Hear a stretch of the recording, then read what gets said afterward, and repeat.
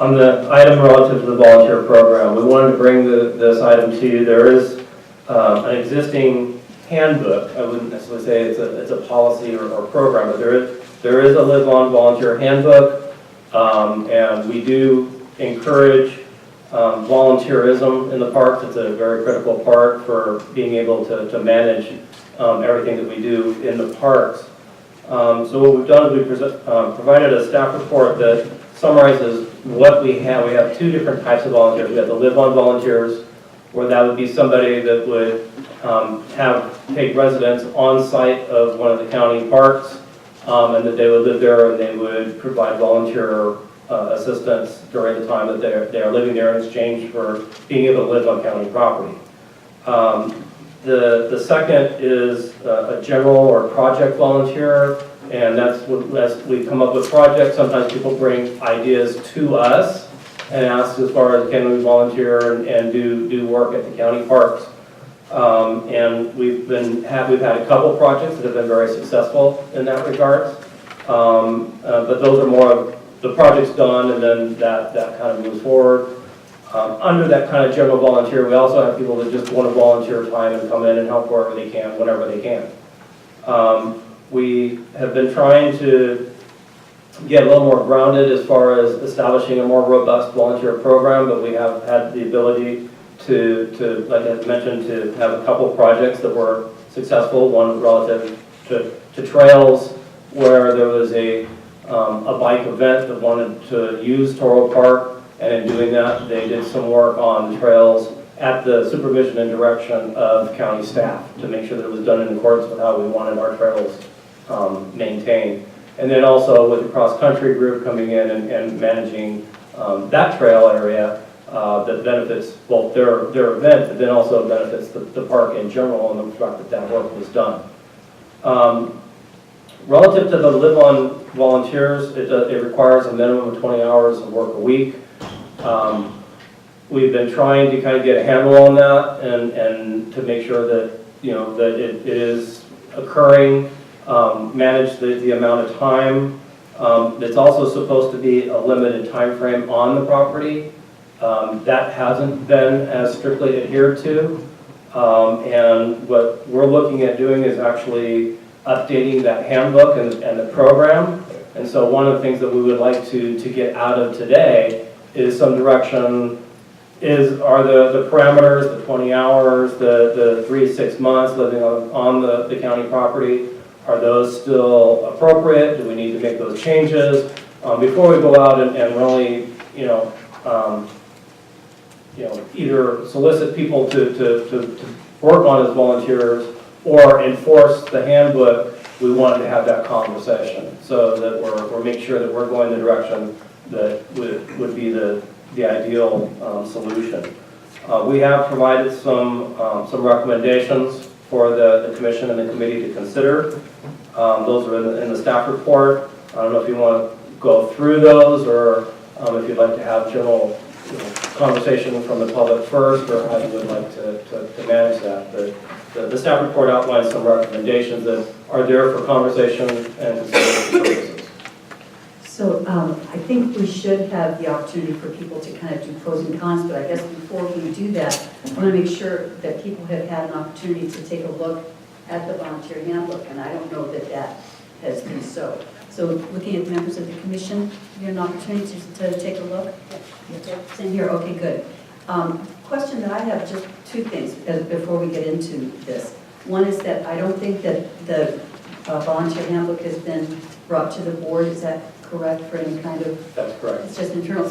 So as we go through this modification process, we would be able then to bring it back to the board, so it would become more of a public document? Yes, ma'am. That would be the intent, so that it is then becomes more of a county policy for how that's handled, yes. Okay, and then the other question that I have, having been in volunteer programs and nonprofits for most of my life, it really works well if there's someone with whom the volunteers really connect, whether it's a volunteer recruiter or the manager of a volunteer program.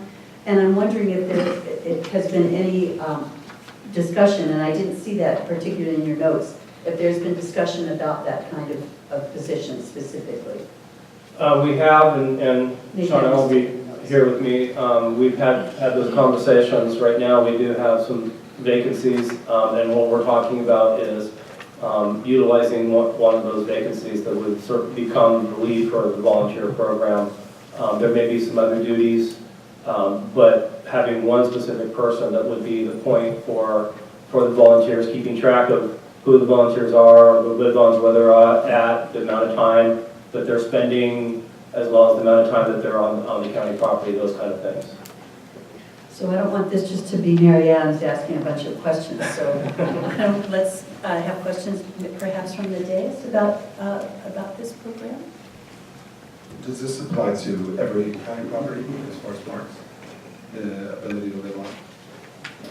It applies to the county parks. One of the things with the RMA, we actually have additional lands besides parks, like Fort Ord. We're getting about 2,000 acres in Fort Ord that is now also going to be part of the RMA charge that I would suggest should be part of this whole program, both the volunteer program as well as the live-on. We currently don't have live-on capacity in the Fort Ord area. There is an area called Travel Camp that is there in Fort Ord that was given to county parks specifically as a park. But most of the other parks, we have facilities for live-on. We have manufactured homes, or in some cases actual stick-built homes on those properties. I mean, obviously it's more complicated than a simple solution, but it seems like some of the issues we're dealing with the road out in Marina might be solved by people that genuinely just need a place to park their RV and are willing to trade their time for a place to park without being hassled. So there might be a connection there. Would be a win-win. Yeah.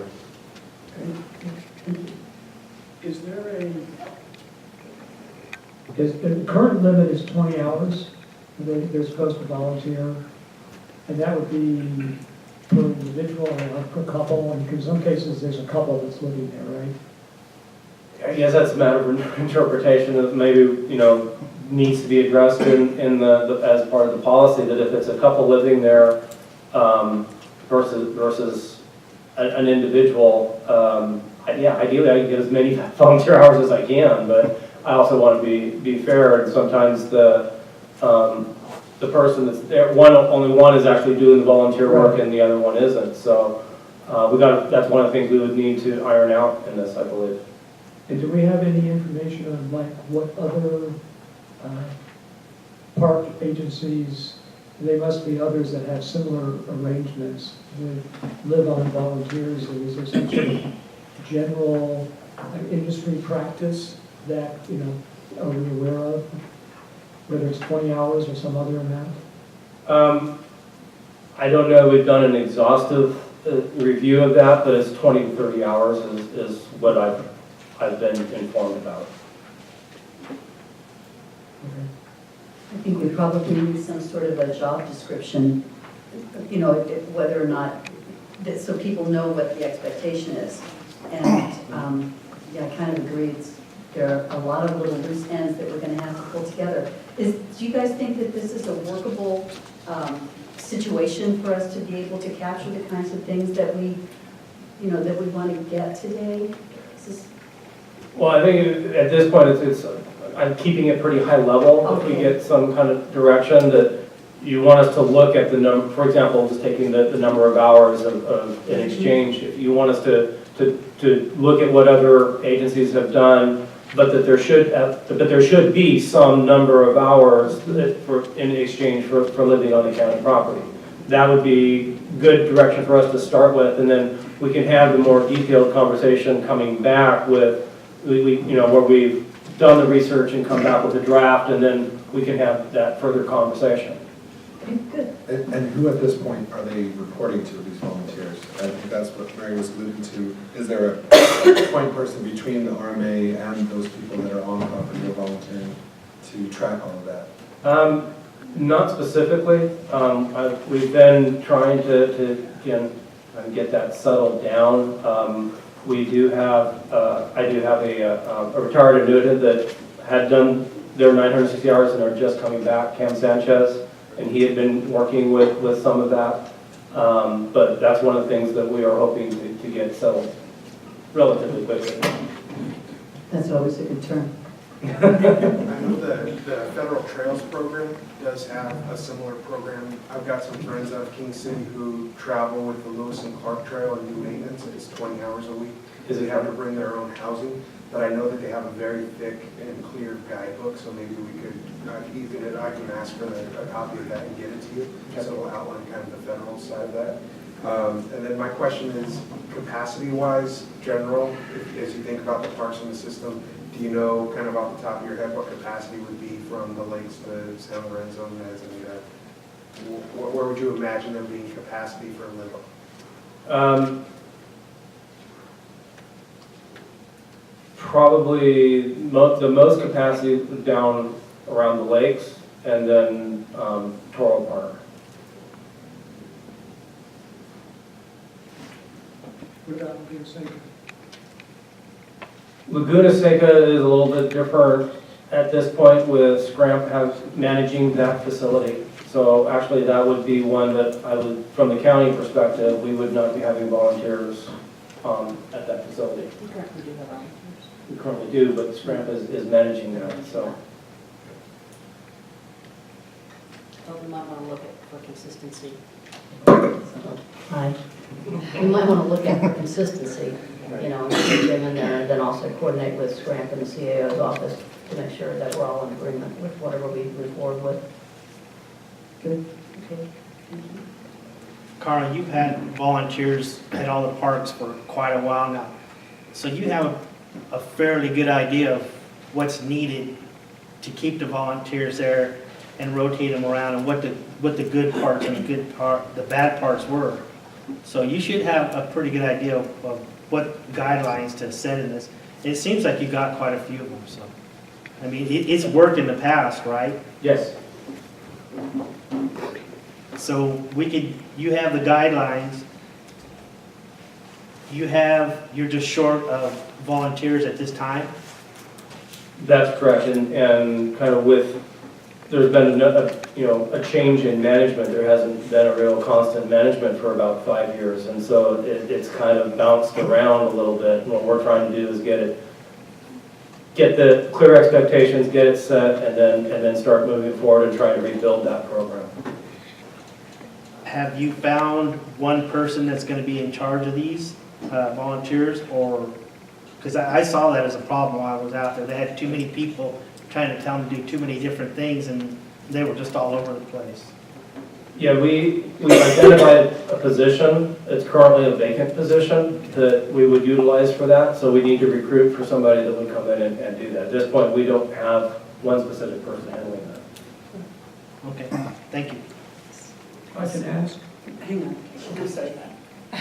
Thank you. So my question is similar to Ruben's in that I'm just wondering, is the process going to include talking to the existing Win One volunteers and sort of getting their perspective a little bit on sort of what works, what doesn't work?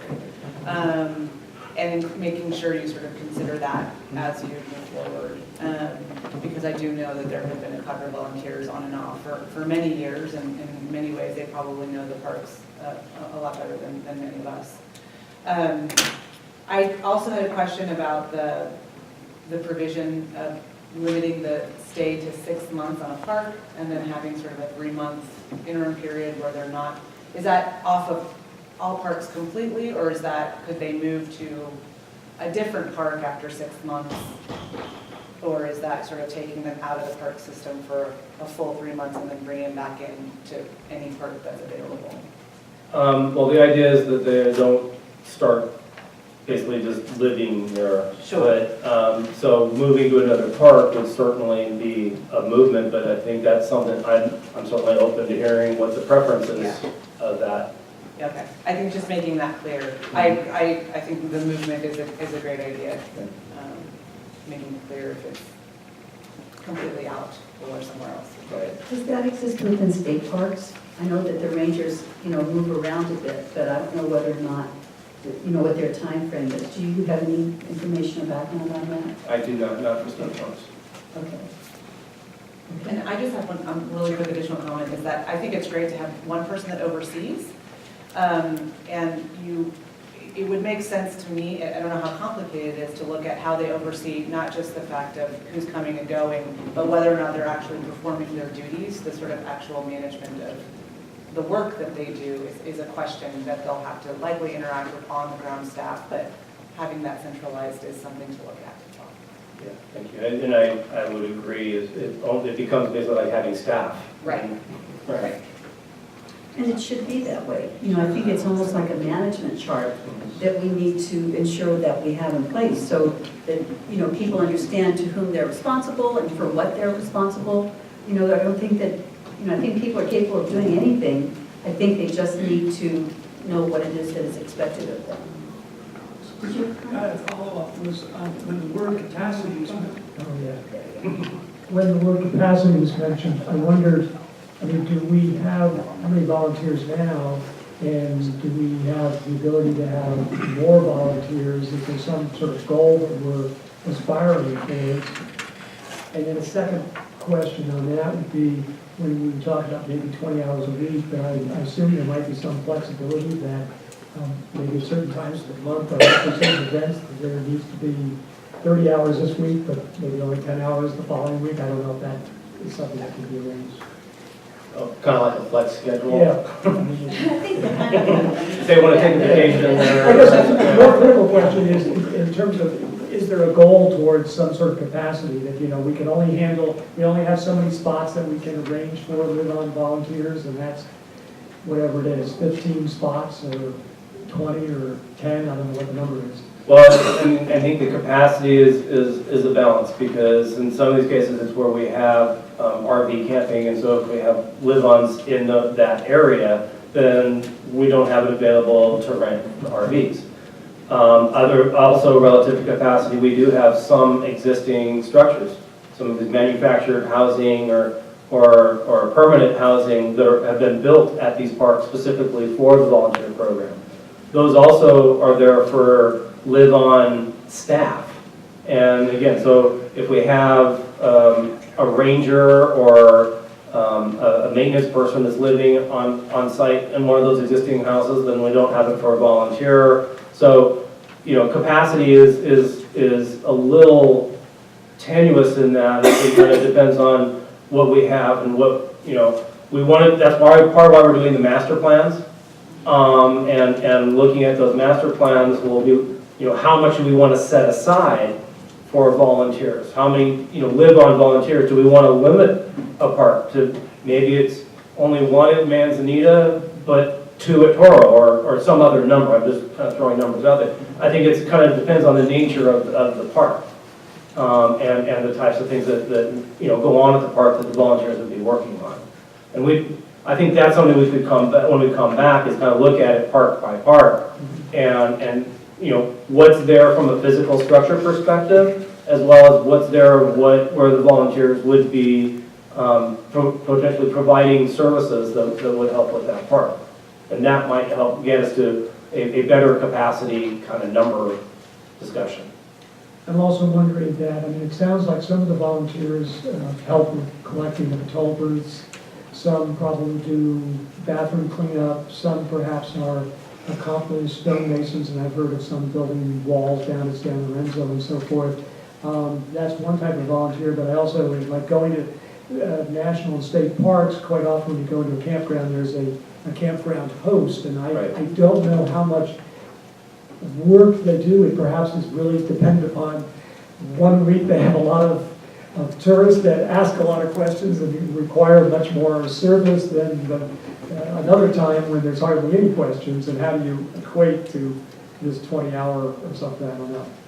Well, I mean, and if that's where the direction we want to go is to be more, call it a park host, then, I don't know, we need, you know, a lot from a large number perspective as far as live-on being a host for the size of the parks that we have. But if we're looking at at volunteers that live on doing more types of services or projects then you know, then there's a potential greater, call it greater need or greater opportunity for that type of assistance. Yeah, and I can see where you could have a host at the lakes where there's lots of camping sites, or San Lorenzo, where there's lots of camping sites, but obviously at Toro Park, there's no camping sites, it's a volunteer that's just helping out to maintain the park. Correct. Right. Did you have comments? The designation of a general volunteer and the requirement of 20 hours for a general volunteer who's not living on, I'm wondering if that's necessary, only because even if somebody's willing to give us 10 hours in a month, why wouldn't we take those hours and still designate them as a general volunteer? Yeah, as a general volunteer, there is no specific time frame attached to that. That's just to live on, where the 20 hours applies. I see it under the current guide, under general volunteer, page 6. It says it requires 20 hours. Okay. I didn't pick that up. That's a This good says catch. I would say going forward that we wouldn't want to do that. Again, because it's more project specific, which, you know, and once that project's done, and I'd more encourage kind of the general or project volunteer to volunteer what they can to, you know, to do something specific. And then my other question was, in terms of live on, can we prioritize local folks? Is there a way to? Sure.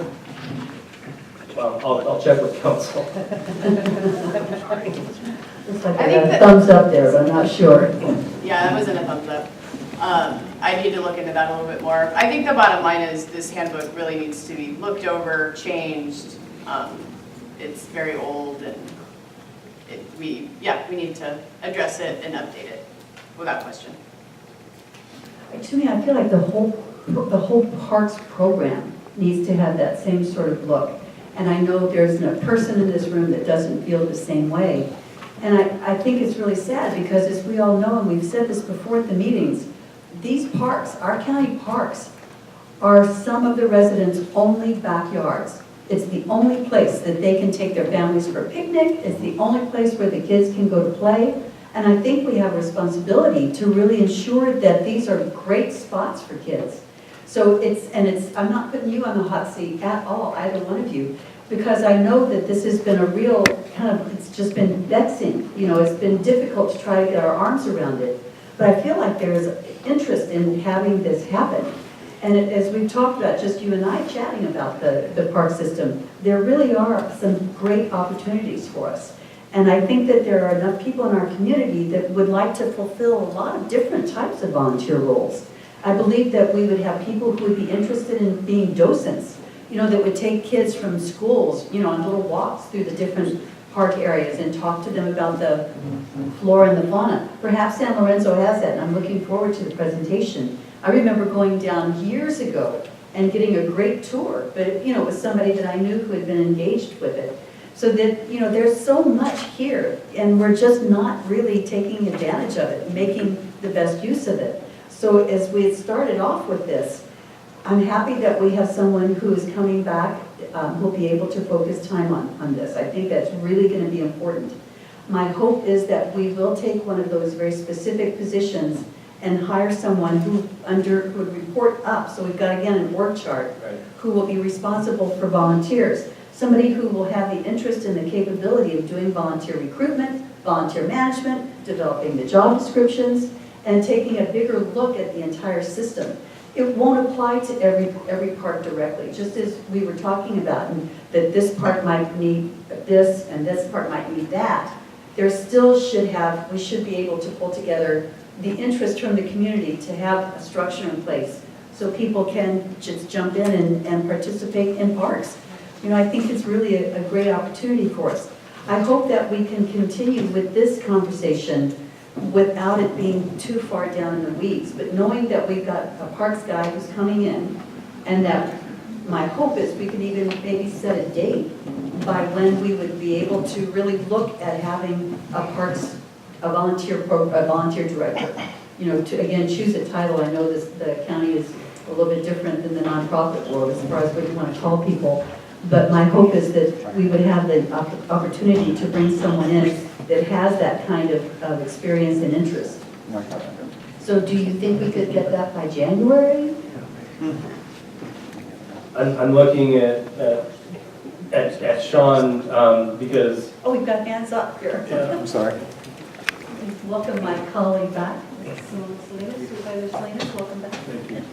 I- the delay, but I apologize, I gotta take care of it. Appreciate it. Okay. Good, welcome back. Krista, good job in your absence. So I was looking at Sean only because, right, you know, we, RMA, inherited parks in the positions as they were. We haven't done any real changes yet at this point. We've had a year now, almost a year, actually. A year since I became interim and almost a year since it was formally made part of the RMA. So we now are formulating what that is, and this was the volunteer program and that volunteer position, what we figured was one of the big ones and that's why we brought it forward today, was because we've heard that the interest, we've had people come and want to volunteer, but it's like, well, we're not quite ready for that yet. You know, somebody wants to go out and do a trail, and we don't have it together enough to say, okay, here's the staff person, they're going to show you where the trails are, and this is what we want, you know, done on the trails, versus, hey, yeah, just go forth and, you know, cut whatever trails you want and have a nice day. You know, there's a lot of space in between that, but that's kind of what I've felt like this past year is, and I'm sure there's been some frustration on the public side because we haven't been real organized to do that, but I think we are at a point now to be able to kind of start bringing this together and moving forward on that. Right, with the current positions that we have, looking at what the duties would be, and then working with HR and seeing if there's a classification within the county that we might need to reclassify one of the positions to be. So we make sure that we have, you know, people performing the right, not working out of class and making sure they're doing the right duties. Exactly. And so, one of the things also looking at our current, you know, like CSUMB, I was talking with Julie here in the audience, and she was mentioning that they have sort of like a nonprofit type organization that they have a volunteer program. And so that students are actually using, so maybe there's opportunity to partner with CSUMB and maybe what some of their structures be as well. As for, you know, the timeline, gosh, it'd be ideal if we could get it in by the end of December. And, you know, we could strive to try to make that, but it's going to take a lot of work, knowing that also that we're approaching that holiday season. Makes it a little tough. But I think maybe, you know, looking at that and then coming back and having another discussion on it is certainly worthwhile having. We can certainly report on that at the next quarterly, assuming we continue with the quarterly joint meetings, we could certainly report on that at the next one. Good. I'm just wondering if you need, I've got some comments over here, but let me just finish this quick thought. If you need support from the commission specifically, you know, to take on some element of this work, I have a feeling that people would be very, you know, willing to volunteer to do that kind of thing. So we can take names. Maybe there could be, Supervisor Salinas, do you have any comments before we take some additional comments from the public?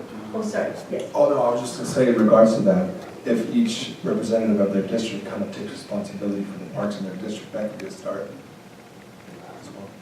I think we just need to figure out what is needed to be done. Right. You know, it's these folks that are going to have the heavy lifting without question. So, but I think the interest is here, and I think that there's been a little bit of frustration from some of the committee members, from the commission members rather, of like not feeling like you're doing very much of anything. You know, you come to a meeting and there isn't much that, you know, that you're tasked with. So my hope is that we'll be able to really put a little bit of teeth in it that can help move the whole process along more quickly. But could we just say by December 31, we will have completed one action, and that is to have a director of volunteer programs ready to roll? What do you think? We will take that direction and make that work. Reasonably close. Okay, over here then. Supervisor Smith, you have some comments? Thank you, Madam Chair. Certainly, I read the staff report and issue. This whole item has been before us, and I think we recognized a while back that we want a good volunteer program. We better do it right. And part of it is I read the staff report. Some of the things that we have to keep in mind is the liability issues. A lot of times, you just don't bring in people, and here's a project, go at it. There's a lot of pre-planning, a lot of effort that has to go in before it. Certainly, I'd like to support what the Chair indicated in terms of finding the right person. That person has to be the liaison in terms of doing all the pre-planning and identifying projects. Who's go on it, she or he will be the ambassador to try to go to CSUMB, the schools, wherever it is, to try to generate an interest and support and explain to them what the volunteer program is.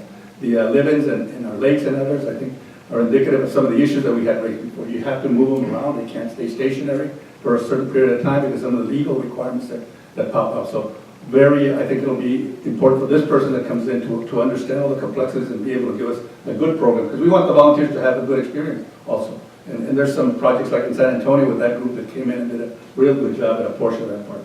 Excellent job, and they did it very professionally, they knew what they were doing. And so we worked with them to make sure that they could be successful in that project. So again, support the effort in the commission also for willing to tackle this and see what steps we can take to make sure that we have a successful volunteer program here in Monterey County. Yeah, thank you, Supervisor. And you made a point that there's really going to be two key positions here.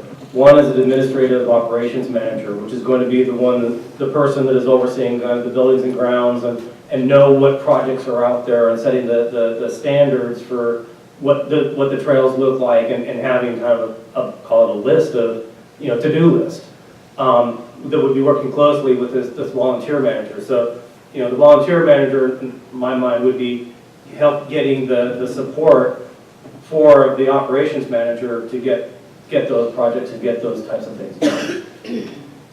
A lot of different elements to it, but yes, I think you're right. Good. Okay, so there are members of the club who would like to speak, please come forward. So I think you were first, so it's one and then two. Oh, sorry, go ahead. Let me see. Hi, my name is Rita Costa. I actually ran the first Rules Run tent committee in Chinatown. We had a management team that used to sweep. We used to get up in the morning, sweep Chinatown, have people empty the garbage cans. And actually, if you go on YouTube, it's no place to call home. It shows our group right there. Shows the camping area that we had on. At that time, I can actually say Chinatown was the cleanest when we were running our program there. I think maybe too clean and too organized because the city closed us down. But we didn't give up there. I actually took it from Chinatown so they knew I was serious about really helping with the homeless community, displaced people, women in crisis. We took it to the El Dorado Motel. And there also, we got the management to let the people come in and work for a room there. So, because so many people were homeless, families especially. I did a parents group from there with no cost. It didn't cost us anything to get people to come from Shoreline to show people how to do their resumes. We had Clinica de Salud go down there, for medical. I had food bank going and helping the residents. Carol Shamroy from the school district actually helped get school supplies and everything like that. And that homeless community got that going. We know the resources we need, and we don't ask anything to give us. We've been asking since 2012, 13. I actually got a grant from the Community Foundation. We're doing for helping displaced women and women in crisis with a safe place to sleep because they do become victims of the night. And I was homeless at the time when I did that. I also was co-chairman with CSUMB for the Flush program. We were the first ones to take the porta potty out there to Chinatown. And again, it was done by the community. And when we had our tent community down there, I could say we were down there for close to 7 months, and not one incident where the police had to come on our camping area. Like I said, it was rules run, 10 o'clock shut down. I mean, in Chinatown, people know how that place is. People agree to it because people do want change. I was just in a meeting yesterday. I heard that some people think that the community from Chinatown don't want help. Don't look at that corner. That's a different corner. You just look at the right place. Look where the real help is needed. You keep looking over here, you can always see bad. But look over here, these are the real people that need the help. We do need it. We do want it. Like I was saying, we need a lot of community support because we do things. We don't have a lot of money. We don't even have homes. But we still do it. I mean, we go dumpster diving at nighttime, we recycle and everything to get the things we need. I got a grant from the city, from the Community Foundation. We do bake sales and stuff like that. We get women inside, off the streets at nighttime because, a lot of bad things do happen. And we brought this up to the board several times.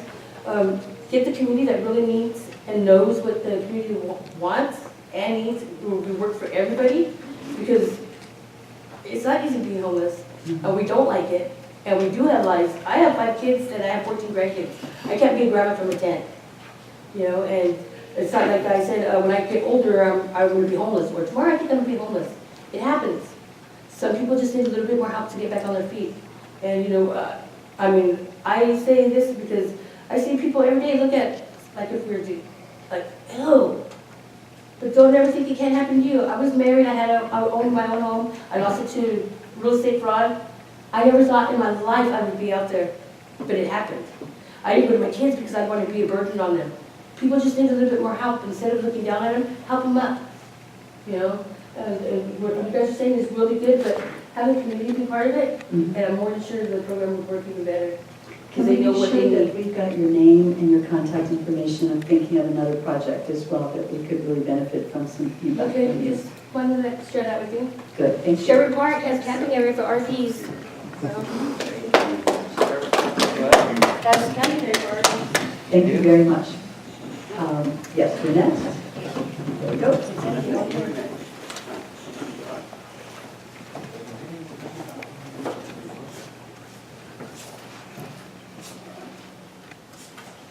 Thank you very much. When the board wanted to, agreed to let us stay there, I saw that the project for Lapis Road was going to be very large to get, and we have valuable assets, but we also have people with limitations. And this is something we have to look at. These are not drones to people who want to help, but they limit themselves to be able to do something because of physical, whatever the reason being. So you're going to have that. It's a very important factor. So what I did, was I took all of our liable assets, find out how much they could do, how much of a break they needed to keep going, and I delegated them to, like, somebody could only work 4 hours. We went ahead and gave them the section that they would normally work. We brought somebody else in, and then at the end of that time, the other person who would only work 4 hours came in and oversaw and made sure that it was done right. So basically, we gave them responsibility, but they also gave them a rest so that they weren't pushing themselves, because these are good assets, but there are people with limitations, and we have to look at that. So that within itself, when we talk about hours and duties, what I had to do is break down and see what had to be done, delegate certain people to what they had to do, and those who were limited to come back and make sure everything got done. So everybody was an active part, but not overdoing themselves. And we have to remember that, people really want to help out, but we're going to have a problem if somebody pushes themselves too hard, Yeah, so I just wanted to make that mention. And Thank you. yeah, if you need any other background on it, I'll let you know how we did it, but it came out really well. That's great. I know I've had the good fortune to hear you a couple of times speak, so I'll see if you can communicate your information too. Yes, ma'am. Thank you. So I want to stay back on our parks issues, and so I think, did you finish your presentation? What do you seek from us? Is there any further direction relative to the volunteer program that the commission or committee would like to give us at this point? We've heard, to look at some other programs, and Chris said that he gives kind of what that federal program was, which could be a good starting point, to work with the community on what they see as far as the village. We have various groups that have done some volunteer work. We can certainly touch base with them, the live-ons, get some feedback from them, getting a set volunteer manager as a priority by December 31st. And looking at the ability to have local preference for live-ons. Sounds great. Good. Any other things that you want to make sure gets on the docket for that item? The only thing I would say, in the meantime, while we're looking for a volunteer coordinator, whatever that position is going to be, I personally am going to get to know the parks in my own district better, and I would recommend that to the commission, that we can kind of serve as liaisons within our own district to the staff and to the volunteers in the meantime. Good. Thank you. Thanks very much.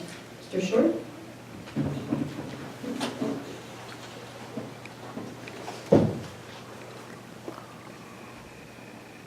Well, we have 3 minutes. There she goes. Can I refer you to the report? To the report? The handbook or the report? Well, start with the report. Okay. But first of all, let me say that the point of the volunteer program is to assist the staff, the staff that's in position, and to work with the rangers. And when I first started, the rangers were in charge of the volunteer program. We applied directly to the rangers.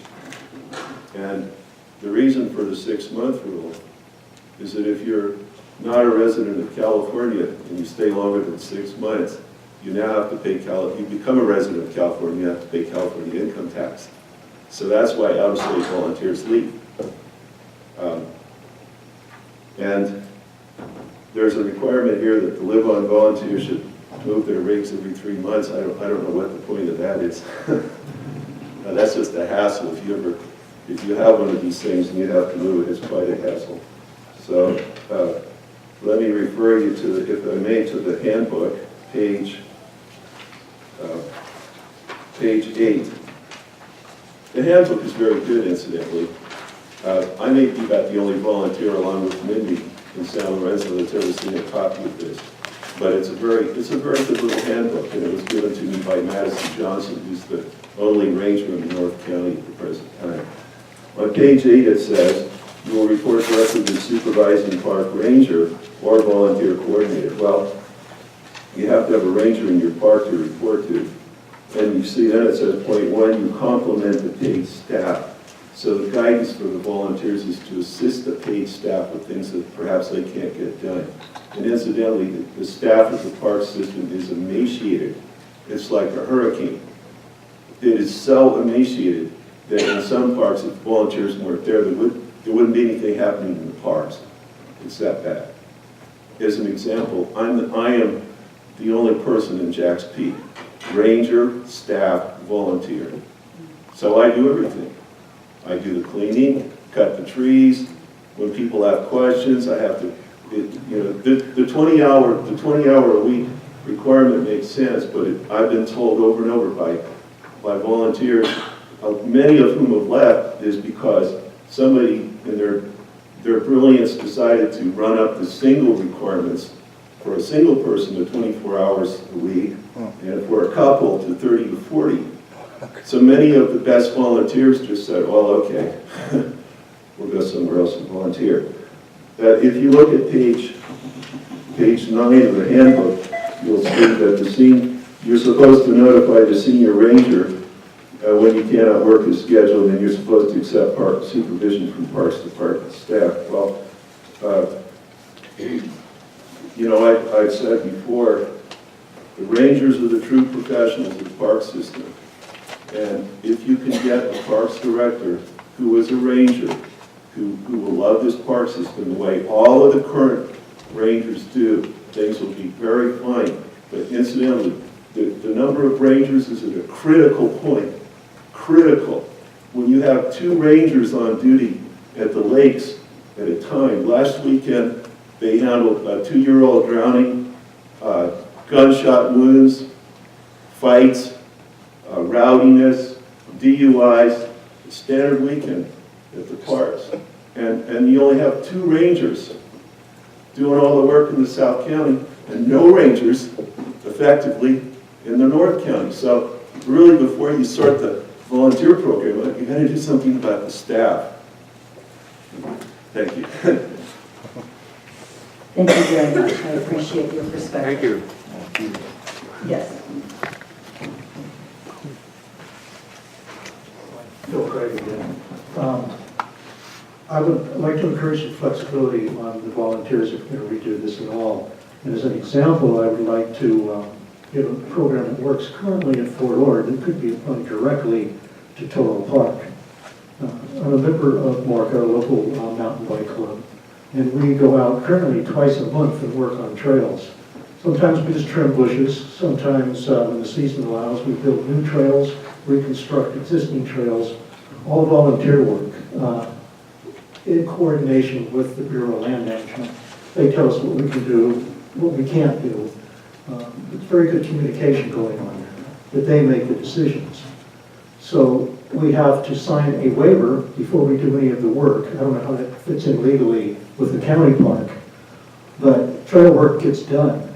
And my experience out at Toro is only the basics, fallen trees and things like that get done. That might be an exaggeration, but that's just what I see. And I think that this program could be applied directly to Toro, but Morca has its hands full at Fort Ord. It wouldn't be the right group to coordinate it. I would suggest the trail work group as a starting point. But a group like that could be organized and is currently existing and working. So keep that in mind for flexibility. Thank you. Thanks very much. Can I ask a question? Yes. Phil, you indicate that you are working at Fort Ord because there's a ranger, a staff person, the BLM. Well, we currently coordinated with Eric Morgan, who is the head guy with the local BLM office.